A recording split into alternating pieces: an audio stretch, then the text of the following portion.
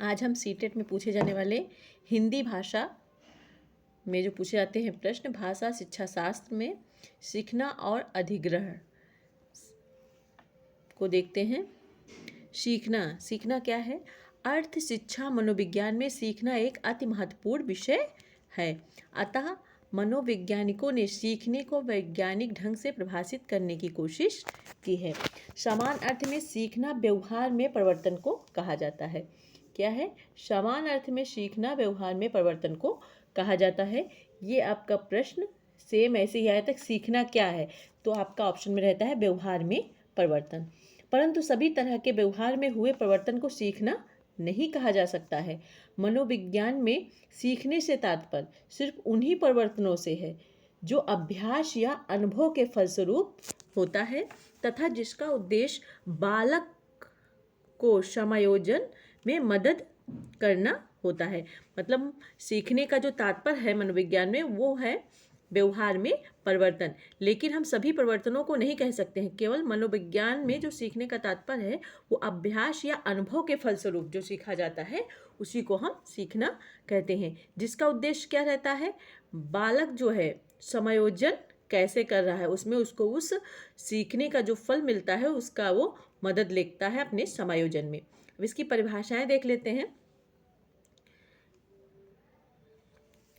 रिली तथा लेविस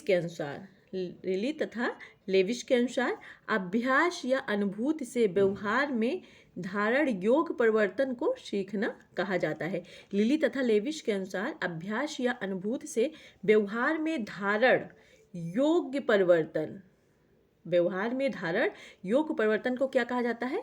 सीखना कहा जाता है। ये किसके अनुसार है? लेविस तथा लिली के अनुसार।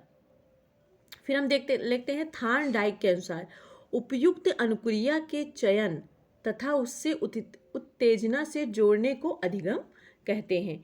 क्या है?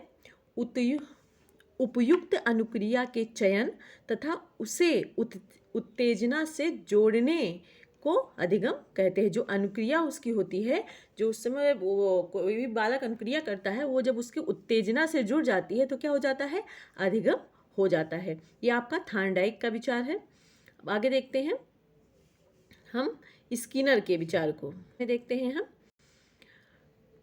क्या कहते हैं। सीखना क्या है? व्यवहार में उत्तरोत्तर सामंजस्य की प्रक्रिया है। ये कौन कहता है? ये आपके स्किनर कहते हैं। स्किनर आपके कहते हैं जो सीखना है वो व्यवहार में उत्तरोत्तर सामंजस्य की प्रक्रिया है। ये आपकी परिभाषा स्किनर की है। वुडवर्थ की देख लेते हैं परिभाषा। नवीन ज्ञान, जो नया ज्ञान होता है, और नवीन प्रतिक्रिया, और जो हमारी नई प्रतिक्रिया होती है, को प्राप्त करने की प्रक्रिया सीखने की प्रक्रिया है। जब हम नवीन ज्ञान को ग्रहण करते हैं और उस पर हम कोई प्रतिक्रिया करते हैं, नई प्रतिक्रिया करते हैं, तो यह प्रक्रिया हमारी क्या कहलाती है? सीखने की प्रक्रिया कहलाती है। आगे देखते हैं क्रो के अनुसार सीखना क्या है? सीखना आदतों, ज्ञान और अभिवृत्तियों का अर्जन है। क्रो के अनुसार सीखना क्या है? आपका आदत और ज्ञान तथा अभिवृत्ति का अर्जन है। इस सब को ग्रहण करना आपका क्या कहलाता है? सीखना कहलाता है। आगे देखते हैं सीखने की विशेषताएं क्या क्या है, देखते हैं। सीखना सार्वभौमिक है, सभी लोग सीखते हैं, ये सबके लिए है। सीखना विकास है, जो हमारे विकास की प्रक्रिया है वो भी क्या है? सीखना ही है। सीखना अनुकूलन है, जैसे हम किसी भी परिवेश में या किसी काम को कर रहे हैं, उसमें जब हम उस करने में उसको परफेक्ट हो जाते हैं तो क्या हो जाता है? हम सीख जाते हैं उस कार्य को, यानी कि हम सीखना अनुकूलन है। सीखना विवेकपूर्ण है। आप किसी भी काम को या किसी भी कार्य को जब हम करने के लिए अपनी योजना बनाते हैं तो हमारे मस्तिष्क में या हमारे दिमाग में जो भी विचार आते हैं उस पर जब हम विचार करते हैं तो वही क्या हो जाता है? वो हमारा अभ्यास हो जाता है और हम वो सीखना कह सकते हैं। सीखना वातावरण की उपज है। कभी कभी हम अपने आसपास से, अपने पास ही उपस्थित चीज़ों से या मनुष्यों से या वस्तुओं से भी क्या है? सीखते हैं। सीखना संपूर्ण जीवन चलता रहता है, और सीखने की जो ये प्रक्रिया है वो हमारी एक किसी विशेष उम्र में नहीं होती है, वो उम्र भर हमारी चलती रहती है। सीखना परिवर्तन है, जो इसकी एक अर्थ है सीखने का, क्या है? सीखना परिवर्तन है। हमारे आदतों में, हमारे व्यवहारों में, हमारे क्रियाओं में जो परिवर्तन होता है वही क्या है? सीखना है। सीखना अनुभवों का संगठन है। सीखना जो है, जो हम अनुभव करते हैं अपने जीवन से, उसका क्या है, संगठन है, उसका समूह है। सीखना सक्रिय है, जब हम कोई क्रिया करेंगे तभी तो सीखेंगे, तो चाहे वो मानसिक रूप से हो, चाहे वो शारीरिक रूप से हो। तो क्या है, सीखना क्या है, हमेशा सक्रिय रहता है। सीखना खोज करना है। कभी कभी सीखना क्या है, किसी भी चीज़ का खोज करना भी हमारा सीखना ही कहलाता है, चाहे वो मस्तिष्क रूप से हो, चाहे हमारे शारीरिक रूप से हो। आगे देखते हैं सीखने को प्रभावित करने वाले कारक एवं दशाएं। इनसे भी आपका प्रश्न पूछा जाता है, और ऊपर भी आपका विशेषताओं से भी बहुत से प्रश्न पूछे जाते हैं। आपके अधिकतर इसमें मिलान वाले हो जाते हैं, या पूछ लिया जाता है कौन सीखने की विशेषता क्या नहीं है। 2-3 ऑप्शन में दे दिए जाते हैं, चौथा इसमें से नहीं दिया जाता है और नहीं पूछा जाता है। आगे हम देखते हैं सीखने को प्रभावित करने वाले कारक या दशाएं। ऐसे अनेक कारक या दशाएं हैं जो सीखने की प्रक्रिया में सहायक या बाधक सिद्ध होते हैं। तो है ये, जब हम अपने जीवन में कुछ सीखते हैं तो बहुत सी चीज़ें हैं जो हमारे सीखने में रुकावट भी डालती है और सहायता भी करती है। सीखने को प्रभावित करने वाले प्रमुख कारक निम्नलिखित हैं, जैसे विषय सामग्री का स्वरूप। सीखने की क्रिया पर सीखी जाने वाली विषय सामग्री का प्रत्यक्ष प्रभाव पड़ता है। कठिन और अर्थहीन सामग्री की अपेक्षा सरल और अर्थपूर्ण सामग्री अधिक शीघ्रता से, सरलता से सीख ली जाती है। कहने का तात्पर्य है कि विषय सामग्री का बहुत बड़ा रोल होता है, बहुत सहायता करती है हमें सीखने में। क्योंकि अगर हमें हिंदी सीखनी है और हम अंग्रेजी की बुक पढ़ रहे हैं, या हमें पढ़ना सीखना है और हम लिखने की प्रैक्टिस कर रहे हैं, तो हमारा अर्थहीन होता है। तो कठिन भी नहीं होना चाहिए और अर्थहीन नहीं होना चाहिए। जिस कार्य को हम सीख रहे हैं वो क्या होना चाहिए, उसी के परिप्रेक्ष्य में हमारी सामग्री होनी चाहिए, और हमेशा सरल से हमें कठिन की तरफ सीखना चाहिए। यानी कि हम भाषा का ले लेते हैं, भाषा भी हमेशा हम सरल से कठिन की तरफ सीखते हैं, तभी हम अधिक शीघ्रता से और सरलता से सीख जाएंगे। दूसरा जो इसमें ऑप्शन है, दूसरा पॉइंट है, कारक है बालकों का शारीरिक व मानसिक विकास। आपके कारक पूछ लिया जाएगा, सीखने को प्रभावित करने वाले कारक कौन कौन से हैं। तो विषय सामग्री का स्वरूप, बालकों का शारीरिक व मानसिक स्वास्थ्य। नंबर 2, इसमें क्या होता था, जो छात्र शारीरिक और मानसिक दृष्टि से स्वस्थ होते हैं वे सीखने में रुचि लेते हैं और शीघ्र सीखते हैं। जो छात्र शारीरिक रूप से भी स्वस्थ रहेंगे और मानसिक रूप से भी स्वस्थ रहेंगे, एकाग्रचित रहेंगे, तो वो अधिक जल्दी सीखेंगे और जल्दी सीखेंगे। आगे देखते हैं अगला कौन सा कारक है, सीखने की इच्छा। यदि छात्रों में किसी बात को सीखने की इच्छा होती है तो वे प्रतिकूल परिस्थितियों में भी उसे सीख लेते हैं। यानी कि हमारी रुचि, अगर हम किसी कार्य को करने में हमारी रुचि है तो विपरीत परिस्थितियां होगी तब भी हम उसको सीख लेंगे। अगर किसी भी कार्य को करने में हमारी कोई रुचि नहीं है तो उसको लाख दबाव डालने के बाद भी हम उस कार्य को सही ढंग से या सरलतापूर्वक नहीं कर सकते हैं। अगला पॉइंट है हमारा प्रेरणा। और कौन से कारक हैं जो सीखने को प्रभावित करते हैं, प्रेरणा। सीखने की प्रक्रिया में प्रेरकों का स्थान सबसे अधिक महत्वपूर्ण माना जाता है। सीखने की प्रक्रिया में जो हमारे प्रेरक होते हैं उनका स्थान सबसे अधिक महत्वपूर्ण माना जाता है। प्रेरक बालकों में नई बात सीखने के लिए प्रोत्साहित करते हैं। प्रेरणा बहुत ही महत्वपूर्ण कारक है हमारे सीखने के लिए। किसी भी वस्तु को देखकर हमें प्रेरणा मिलती है, किसी भी व्यक्ति को देख के हमें प्रेरणा मिलती है कि हमें वैसे ही कार्य करना है। तो वो मोटिवेशन एक बहुत ही बड़ा कारक है हमें कुछ भी सीखने के लिए। यानी कि बालकों में जो नई बातें सीखने के लिए सबसे ज़्यादा प्रोत्साहित करने वाला कारक है वो प्रेरणा ही है। अगला है परिपक्वता। शारीरिक और मानसिक परिपक्वता वाले छात्र नए पाठ को सीखने के लिए सदैव तत्पर और उत्सुक रहते हैं। जो शारीरिक और मानसिक रूप से क्या रहते हैं, परिपक्व रहते हैं, वो छात्र, यानी कि शारीरिक और मानसिक रूप से स्वस्थ भी रहना है और शारीरिक और मानसिक रूप से आपको परिपक्व भी रहना है। यानी कि हमें 5 साल की उम्र में जो चीज़ें सीखनी है तो हम 5 साल में उसको अधिक सरलता से सीख पाएंगे। यानी कि हम अगर उसको 2 साल में सीखना, 2 साल की उम्र में या 3 साल की उम्र में चाहेंगे बालक सीख जाए 5 साल वाली क्रियाएं, तो वो बहुत ही उसके लिए कठिन हो जाएगा। तो शारीरिक और मानसिक रूप से परिपक्व वाले छात्र नए पाठ को सीखने के लिए सदैव तत्पर और उत्सुक रहते हैं, अतः वह सीखने में किसी भी प्रकार की कठिनाई का अनुभव नहीं करते हैं। अगला कारक आपका है सीखने का उचित वातावरण। सीखने का उचित वातावरण भी होना चाहिए। सीखने की क्रिया पर न केवल कक्षा के अंदर वरन बाहर के वातावरण का भी प्रभाव पड़ता है। कक्षा के बाहर का वातावरण शांत होना चाहिए। निरंतर शोरगुल से छात्रों का ध्यान सीखने की क्रिया से हट जाता है। कहने का मतलब है, अगर हम क्लास में बच्चों को पढ़ा रहे हैं या छात्रों को पढ़ा रहे हैं तो वहाँ का माहौल तो शांत, वहाँ का वातावरण तो शांत होना ही चाहिए, बल्कि आसपास का वातावरण भी शांत होना चाहिए। ये नहीं बाहर डीजे चल रहा हो, गाना चल रहा हो या बच्चे ही शोर कर रहे हो, तो वो बच्चे क्या हो जाएंगे, डाइवर्ट हो जाएंगे और सही से बातों को ग्रहण नहीं कर पाएंगे। आगे देखते हैं, अगला कारक क्या है, अध्यापक व सीखने की प्रक्रिया। अगला कारक है सीखने की प्रक्रिया में पथ प्रदर्शक। किसी भी उम्र में अगर हम सीखना चाहें, उसमें पथ प्रदर्शक बहुत ही महत्वपूर्ण भूमिका निभाता है। के रूप में शिक्षक का स्थान अति महत्वपूर्ण है। उसके कार्यों और विचारों, व्यवहार, व्यक्तित्व, ज्ञान और शिक्षण विधि का छात्रों के सीखने पर प्रत्यक्ष प्रभाव पड़ता है। अध्यापक के विचार, उसके कार्य, उसका जो व्यवहार है बच्चों के प्रति, उसका व्यक्तित्व कैसा है, उसका ज्ञान कैसा है, और वो शिक्षण देने में कौन कौन सी सरल विधियों का या कैसी विधियों का प्रयोग करता है, ये छात्रों के लिए बहुत ही महत्वपूर्ण है। क्योंकि वो अध्यापक को क्या प्रत्यक्ष यानी कि सामने से देखता है और उनकी क्रियाओं का क्या करता है, वो अनुकरण करता है। अगला कारक है आपका सीखने की विधि, जो ये भी बहुत महत्वपूर्ण है। सीखने की विधि का संबंध छात्र और विषय दोनों से है। यह विधि जितनी ही अधिक रुचिकर और उपयुक्त होती है, सीखना उतना ही अधिक सरल होता है।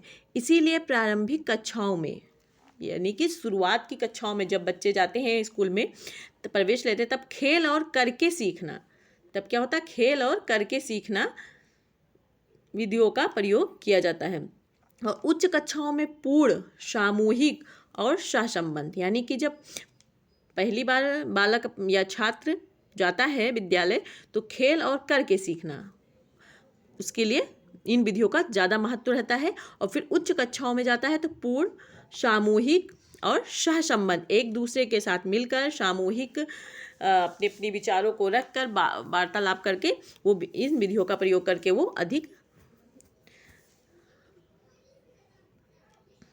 अधिक से अधिक बातों को वो ग्रहण करेगा।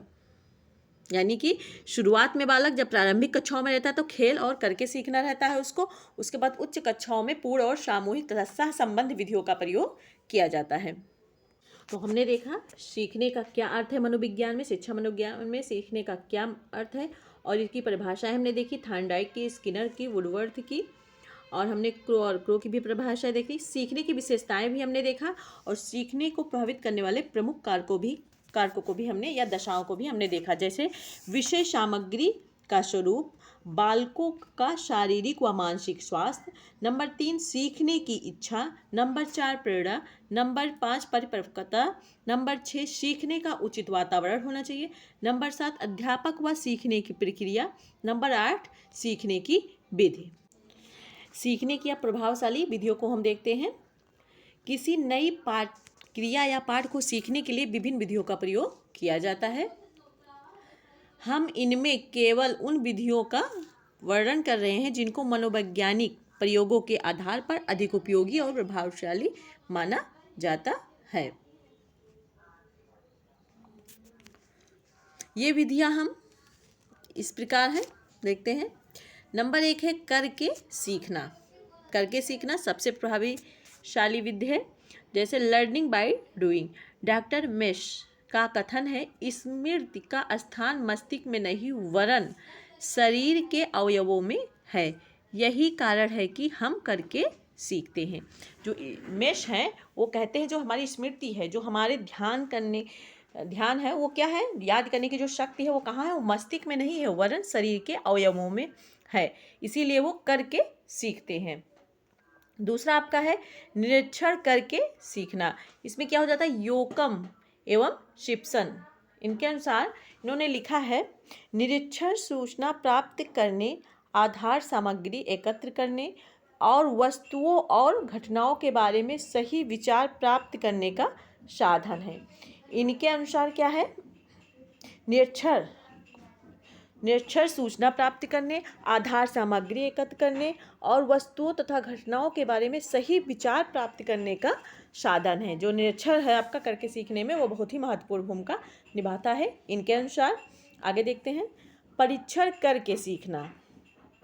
तो इसमें आपका आ जाता है नई बातों की खोज करना, एक प्रकार का सीखना है। ये कह रहे हैं नई बातों की खोज करना एक प्रकार का सीखना है। बालक इस खोज को परीक्षण द्वारा कर सकता है। परीक्षण के बाद वह किसी निष्कर्ष पर पहुंचता है। परीक्षण करने के बाद वो किसी न किसी निष्कर्ष पर पहुंचता है और वो सीख जाता है उस क्रिया को। फिर अगला ऑप्शन है आपका सामूहिक विधियों द्वारा सीखना। अगला पॉइंट क्या है, सामूहिक विधियों द्वारा सीखना। कोलसनिक की धारणा है, इस प्रकार है, बालक को प्रेरणा प्रदान करने, उसे शैक्षिक लक्ष्य को प्राप्त करने में सहायता देने, उसके मानसिक स्वास्थ्य को उत्तम बनाने, उसके सामाजिक समायोजन को अनुप्राणित करने, उसके व्यवहार में सुधार करने और उसमें आत्मनिर्भरता तथा सहयोग की भावना का विकास करने के लिए व्यक्तिगत विधियों की तुलना में सामूहिक विधियां अधिक प्रभावशाली हैं। उनका मानना है अगर इन सब प्रेरणा प्रदान करने के लिए, शैक्षिक लक्ष्य को प्राप्त करने में, उसके मानसिक स्वास्थ्य को अधिक उत्तम बनाने में, सामाजिक समायोजन करने के लिए, उसको प्रेरित करने के लिए, उसके व्यवहार में सुधार करने के लिए, या उसको आत्मनिर्भर बनाने के लिए, या सहयोग की भावना का विकास करने के लिए, अगर उसको हम व्यक्तिगत सिखाएंगे, उसको प्रत्येक व्यक्ति को या प्रत्येक छात्र को, तो वो कम प्रभावी रहेगा। और अगर हम सामूहिक विधियों का प्रयोग करेंगे तो वो अधिक प्रभावशाली रहेगा। देख लेते हैं कुछ सामूहिक विधियां हैं जो निम्नांकित हैं। वाद विवाद विधि, वर्कशॉप विधि, सम्मेलन व विचार गोष्ठी विधियां, प्रोजेक्ट डाल्टन व बेसिक विधियां। वाद विवाद करके बच्चे किसी भी विषय को अधिक समझ सकते हैं, वर्कशॉप द्वारा सीख सकते हैं। सम्मेलन व विचार गोष्ठी, अपने अपने विचारों को प्रकट करना, ये भी सीखने का एक महत्वपूर्ण या प्रभावशाली विधि है। प्रोजेक्ट तैयार करना डाल्टन का है, वह बेसिक विधियों द्वारा वो अधिक प्रभावशाली ढंग से सीख सकता है। अगला मिश्रित विधि द्वारा सीखना। मिश्रित विधि क्या देखते हैं, सीखने की दो महत्वपूर्ण विधियां हैं। सीखने की जो दो महत्वपूर्ण विधियां हैं, पूर्ण विधि और आंशिक विधि, ये सीखने की आपकी दो महत्वपूर्ण विधियां हैं। पहली विधि में छात्रों को पहले पाठ विषय का पूर्ण ज्ञान दिया जाता है और फिर उसके विभिन्न अंगों में संबंध स्थापित किया जाता है। पहले छात्रों को पूरा पाठ पढ़ा दिया जाता है या पूरा ज्ञान दे दिया जाता है, फिर उसके विभिन्न अंग जो होते हैं, जितने अंग में वो पाठ बटा रहता है, उनसे एक दूसरे का संबंध बताया जाता है। दूसरी विधि में क्या होता है, पाठ विधि को खंडों में बांट दिया जाता है। पहले दूसरी विधि में क्या होता है, आंशिक विधि में क्या होता है, पूर्ण विधि में क्या होता है, पूरे पाठ को एक बार में पढ़ा दिया जाता है, फिर उसके प्रत्येक भाग जो उसका रहता है उसको एक दूसरे से संबंध स्थापित उसमें किया जाता है। दूसरी विधि जो आंशिक विधि है, उसमें क्या होता है आपका, उसमें खंडों में पहले ही बांट दिया जाता है, फिर आधुनिक विचार के अनुसार इन दोनों विधियों को मिलाकर सीखने के लिए मिश्रित विधि का प्रयोग किया जाता है आपका।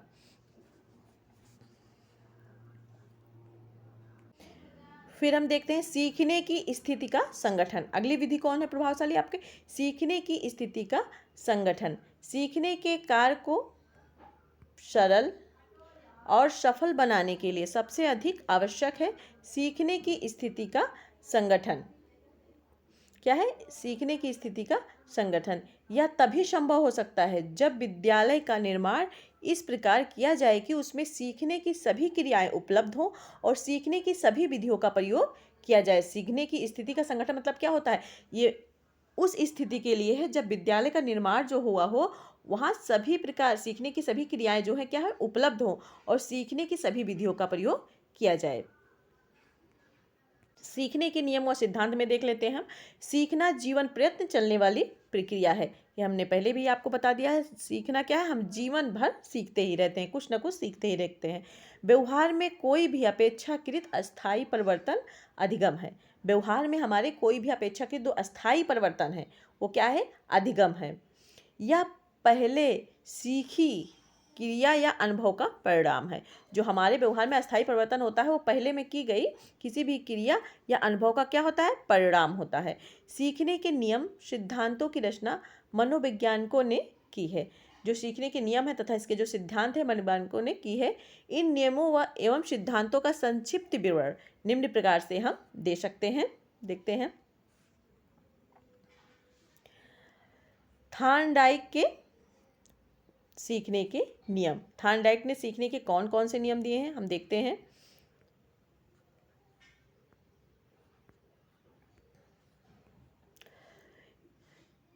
सभी जीव जंतु प्राकृतिक नियमानुसार जीवन व्यतीत करते हैं। थॉर्नडाइक इसी तरह सीखने के कुछ नियम हैं। इनमें E.L. थॉर्नडाइक के नियम सर्वाधिक मान्य है। सीखने का जो नियम है उसमें थॉर्नडाइक का नियम जो है वो सबसे ज़्यादा मान्य है।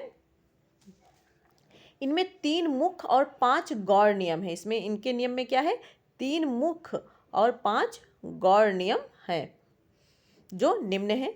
देखते हैं मुख्य नियम में क्या क्या है आपका। तत्परता का नियम, अभ्यास का नियम, संतोष का नियम।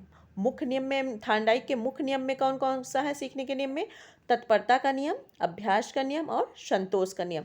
और थॉर्नडाइक के गौण नियम में कौन कौन से हैं, अभिवृत्ति का नियम, बहुप्रतिक्रिया का नियम, आंशिक क्रिया का नियम और आत्मीकरण का नियम, फिर परिवर्तन का नियम। जो गौण नियम है इनमें क्या क्या है, अभिवृत्ति का नियम, बहुप्रतिक्रिया का नियम, आंशिक क्रिया का नियम तथा आत्मीकरण का नियम। तो 5वां है परिवर्तन का नियम। देख लेते हैं। मुख्य नियम में तत्परता का नियम है, जान ही रहे हैं। इस नियमानुसार जिस बालक में सीखने है तत्परता होती हुए शीघ्रता से सीखते हैं। कहने मतलब जो कोई भी छात्र या बालक जब सीखने के लिए उत्सुक रहता है, तत्पर रहता है, बिल्कुल तैयार रहता है, तो अधिक सीखेगा और जल्दी सीखेगा। अभ्यास का नियम, दूसरा नियम इनका क्या है, अभ्यास का नियम। इस नियमानुसार बार बार अभ्यास करने से सरलता से सीखा जा सकता है। किसी भी कार्य को अगर हम बार बार करते हैं तो उसको जल्दी सीख जाएंगे। करत करत अभ्यास के जड़मत होत सुजान, ये कहावत भी फेमस है। आगे देखते हैं संतोष का नियम। तीसरा नियम इनका संतोष का नियम है। कौन सा नियम है, संतोष का नियम। इस नियमानुसार जब हम कोई कार्य करते हैं तो उसका परिणाम हमें संतोष प्रदान करता है। अतः जिस कार्य में हमें संतुष्टि प्राप्त होती है उस कार्य को हम शीघ्रता से सीखते हैं। जब किसी कार्य को करने के लिए हम उत्सुक रहते हैं, उसका बार बार प्रयास करते हैं तो अधिक सीखेंगे। लेकिन जब किसी भी कार्य को करके हमें संतुष्टि मिलती है, अच्छा लगता है, तो उस कार्य को भी हम अधिक शीघ्रता से सीखते हैं। देखते हैं हम गौण नियम। गौण नियम कौन कौन से मैंने हमने बताया ही, अवृत्त का नियम, बहुत प्रतिक्रिया का नियम, आत्मीकरण का नियम, आंशिक क्रिया का नियम, परिवर्तन का नियम। आगे देखते हैं हम।